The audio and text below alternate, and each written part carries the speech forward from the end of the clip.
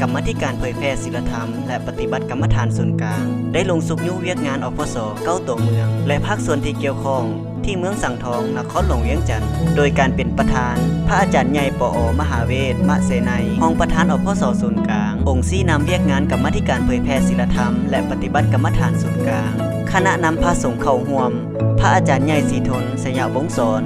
หัวหน้ากรรมาธิการเผยแพร่ศีลธรรมและปฏิบัติกรรมฐานส่วนกลางพระอาจารย์ใหญ่คำมั่นศรีสวัสดิ์คณะกรรมาธิการปกครองสงฆ์ทั่วประเทศ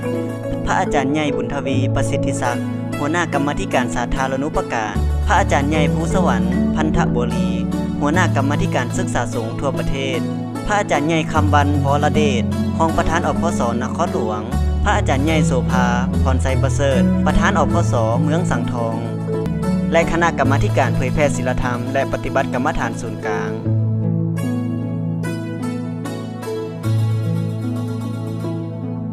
ภาคส่วนคารวาสท่านศรีสมัยแสงสว่าง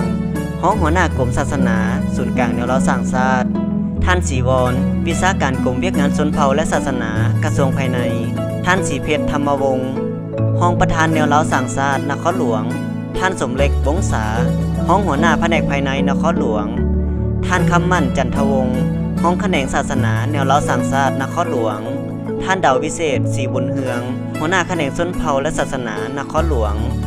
ท่านทองเวียงแสงจันทร์วิชาการแนวเราสร้างชาติเมืองสังทอง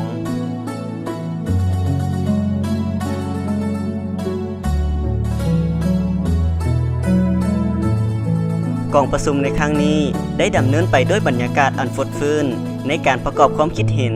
ต่อเวียกงานพุทธศาสนาและได้ถามตอบปัญหาอย่างคงไปคงมาเพื่อนำมาปรับใช้ในขอบเขตเวียกงานที่ตนเองรับผิดชอบและให้ทันกับสภาพสังคมปัจจุบันฟังบทสรุปของยาทาน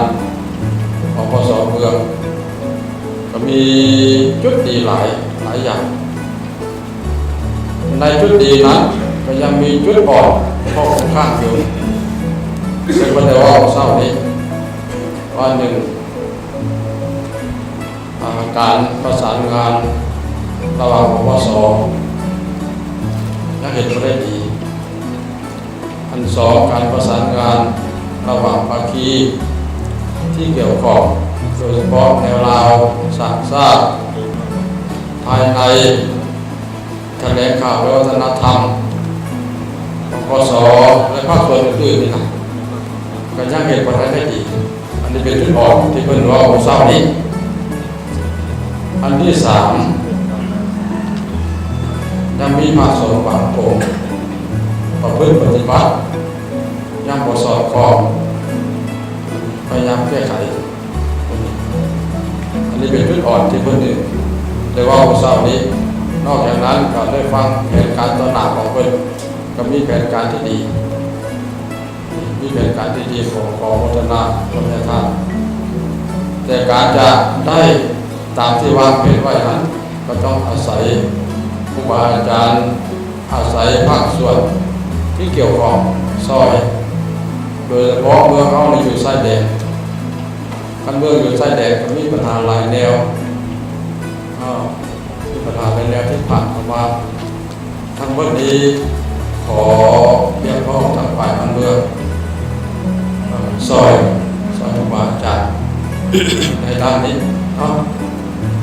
เราซอยกันทางภาคพสภาคีที่เกี่ยวข้องเอานี้ปัญหาก็จะลดไปปัญหาก็จะบรรลุขึ้นพุทธศาสนิกชนสามารถเข้าร่วมกองประชุมนี้ได้ซึ่งในตอนเช้าจะได้รับฟังบรรยายธรรมจากพระอาจารย์ใหญ่ปอมหางอนดำรงบุญประธานศูนย์กลางองค์การพุทธศาสนาสัมพันธ์ลาว